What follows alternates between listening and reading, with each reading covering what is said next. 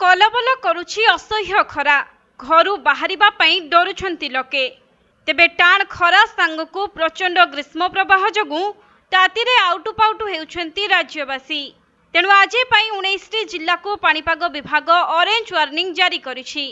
किछि स्थान रे प्रबल ग्रीष्म प्रवाह नै मध्य चेतावनी देछि आंचलिक पाणीपाग विज्ञान केन्द्र, जहाँकि मयूरभंज, अनुगुल, बौद्ध, नयागढ़, खर्दा एवं कटक जिला को सिवियर हिटवेव वार्निंग जारी होइछि।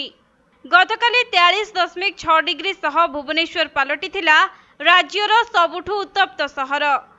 आज मध्य तापमात्रा आहुरी बढ़िबा नै पाणीपाग विभाग पूर्वानुमान करिछि एवं आसंता 22 तारिख जाए राज्य रे एही भली स्थिति जारी रहिबो।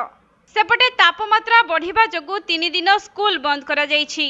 राज्य रे प्रचंड ग्रीष्म प्रवाह और तापमात्रा को दृष्टि रे रखी 3 दिन पई स्कूल बंद रखिबाकू निष्पत्ति नैछंती राज्य सरकार। एप्रिल 18 रु 20 तारिख जाए राज्यर समस्त स्कूल बंद रहिबो। तेबे केवल दिन रे नुहे बरं रातिर तापमात्रा मध्य अधिक रहिबो बोली पाणीपाग विभाग कहिछि।